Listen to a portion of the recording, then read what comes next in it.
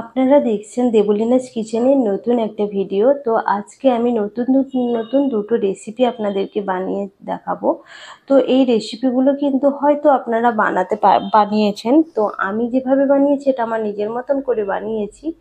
তো সেই রেসিপিটা সেগুলো আপনাদের সঙ্গে শেয়ার করব। অবশ্যই আপনাদের ভালো লাগবে। আপনারাও এরকম, আজকে তো মেঘলা ওয়েদার, তো এই ওয়েদারে বা এরকম ঠান্ডা ঠান্ডা ওয়েদারে এরকম রেসিপি বানিয়ে খেতে পারেন। আর আজকে যে কলমি শাকটা রান্না করেছি সেটা কিন্তু রোজকার যে রান্না করি আমি তার থেকে একটু আলাদা। তো চলুন, এখানে আমি একটা মশলা পেস্ট করে নেব। এখানে 2 চামচ নিয়ে নিয়েছি পোস্ত। পোস্তটাকে একটু লবণ দিয়ে প্রথমে আমি গুঁড়ো করে নেব, তাহলে কিন্তু পোস্তটা পেস্ট ভালো হয়।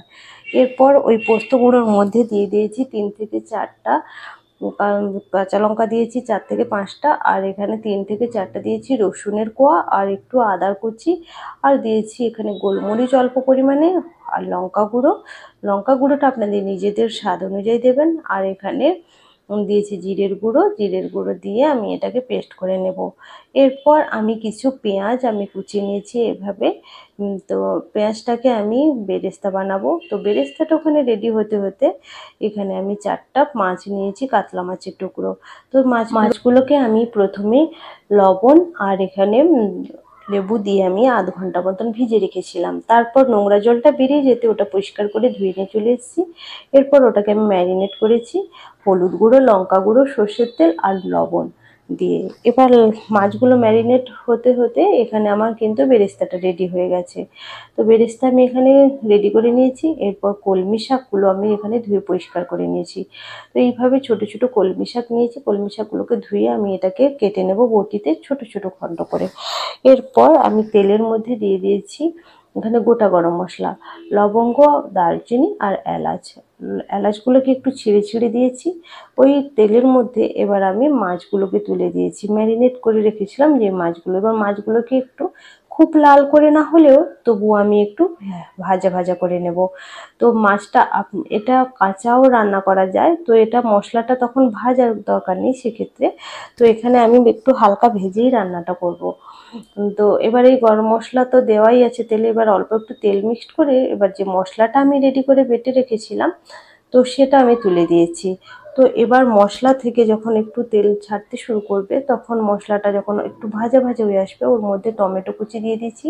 টমেটোর একটা কাঁচা গন্ধ তো থাকেই, তো সেটা চলে যাওয়ার জন্য এবং সুসেদ্ধ হওয়ার জন্য আমি একটু লবণ এখানে অ্যাড করেছি। এবার লবণটা একেবারে এভাবে দিয়েছি আমি স্বাদ অনুযায়ী। এবার অল্প একটু বেরেস্তা আমি এখানে প্রথমে দিয়েছি, দিয়ে সব কিছু আমি এখানে ভালো করে ভেজে নেব। এবং একটু বাটি ধোয়া জল আমি এখানে দিয়ে দিয়েছি, যে মশলা ধোয়া জলটা দিয়ে এবার আমি এটাকে ভালো করে কষাতে থাকবো। দেখুন মশলা থেকে কিন্তু অলরেডি আমার তেল ছাড়তে শুরু করে দিয়েছে। এখানে কিন্তু তার মানে মশলাটা আমার ভাজা হয়ে গেছে। এরপর আস্তে আস্তে আমি মাছগুলোকে দিয়ে দেব এবং খুব বেশি নাড়বো না, হালকা একটু এপিট ওপিট উল্টে আমি ওখানে জল অ্যাড করে দেব। এবার প্রয়োজন মতো আমি জল এখানে দিয়েছি। আমি খুব বেশি এখানে জল ব্যবহার করিনি, জলটা আপনাদের নিজেদের গ্রেভি যতটা চাইবেন ততটা। তা আমি এটা একটু গ্রেভির মতন করব, খুব বেশি জল দিইনি। এবার একটু ওপর থেকে অল্প আর একটু বেরেস্তা আমি এখানে দিয়েছি, দিয়ে ঢাকা দিয়ে মাছটা ঝোলটা ফুটতে দেব। এবং অল্প একটু মিষ্টি আমি এখানে অ্যাড করেছি, আপনারা চাইলে মিষ্টিটা স্কিপ করতে পারেন।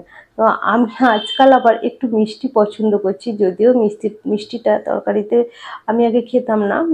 তো এটা যেহেতু দরকার ছিল না, তাও আজকাল দেখছি একটু বেশ দিয়ে ব্যালেন্সটা বেশ হচ্ছেও রান্নাতে, তো ভালোই লাগছে, তো না দেওয়াটাই ভালো। তো এরপর আমি ওপর থেকে অল্প একটু বেরেস্তা দিয়ে আমি এটাকে রেখে দিয়েছি। এবার তেলের মধ্যে আমি 4 থেকে 5টা বড়ি আমি ভেজে নিয়েছি। বড়ি ভাজার তেলে এবার আমি আলু ডুমো ডুমো করে কেটে রেখেছিলাম কলমি শাকের জন্য, আলুটাকে আমি এভাবে ভেজে নেব। আলুটা ভাজা হয়ে গেলে ওর মধ্যে একটু ফাঁকা করে দিয়ে শুকনো লঙ্কা আর একটু অল্প পরিমাণে পাঁচফোড়ন দিয়ে আমি এখানে পাঁচফোড়ন আর লঙ্কাটাকে ভাজতে দেবো। এবং সব কিছু ভাজা হয়ে গেলে অল্প আমি আলুর সঙ্গে সব কিছু একসঙ্গে মিক্সড করে নেব এবং একটু হলুদ গুঁড়ো দিয়ে দেবো। দিয়ে আমি সব কিছু অল্প অল্প ভাজা ভাজা করে নেব। অল্প অল্প ভাজা ভাজা করে ওর মধ্যে আমি এবার দিয়ে দেব কলমি শাকগুলো। কলমি শাকগুলো খুব ছোট ছোট করে কিন্তু কাটতে হবে, আপনারা দেখেই বুঝতে পারছেন ভীষণ ছোট করে আমি কেটেছি। দিয়ে এবার আমার সেদ্ধ হতে একটু বাকি আছে, তাই আমি কলমি শাকগুলোকে ঢাকা দিয়ে সেদ্ধ করব এবং অল্প একটু জল এখানে অ্যাড করব, দিয়ে ঢাকা লাগিয়ে দেব। এবং এখানে আপনারা লবণটা স্বাদ অনুযায়ী আপনারা নিজেদের স্বাদ অনুযায়ী ব্যবহার করবেন। এখানে আমি যখন প্রায় সব কিছু সেদ্ধ হয়ে এসছে, তখন ওর উপর থেকে আমি বড়িটা যেটা ভেজে রেখেছিলাম, তো সেই বড়ি ভাজাটা হাত দিয়ে আমি এইভাবে গুঁড়ো করে দেব।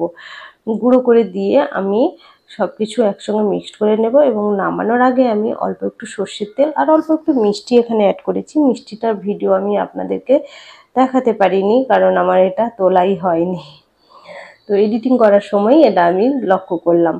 যাই হোক, তো ভুলভ্রান্তি তো মানুষেরই হয়ে থাকে। তো এখানে সব কিছু আমার লাঞ্চের রান্না রেডি হয়ে গেছে। এবার আমি এটা ভাতের সঙ্গে সার্ভ করে দিয়েছি।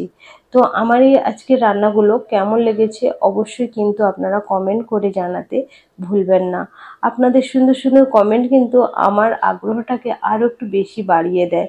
আর এখানে দুটো রেসিপি সব কিছু থেকে একটু অন্যরকম করেছি অন্য দিনের থেকে। আর কলমি শাকে আমার মনে হয় অল্প একটু রসুন থেতো করে দিলে বোধহয় আরও একটু বেশি টেস্টি হতো। যাই হোক, আর একদিন আমি এটা ট্রাই করব। তো আজকের এই রেসিপিগুলো যদি ভালো লেগে থাকে প্রচুর প্রচুর শেয়ার করতে থাকবেন, এবং তাতে করে আমার ভিডিও দেওয়ার আগ্রহ বাড়ে। আপনারা মানে আমি রান্নাগুলো একটু টেস্ট করে দেখব। এটা খেতে তো আমার ভালো লেগেছে, আপনাদের কেমন লাগবে আপনারা অবশ্যই নিজেরা রান্না করবেন এইভাবে করে, এটা টেস্ট করে আমাকে কমেন্ট করে জানাতে ভুলবেন না। ভালো থাকুন, সুস্থ থাকুন, আসছি পরে কোনো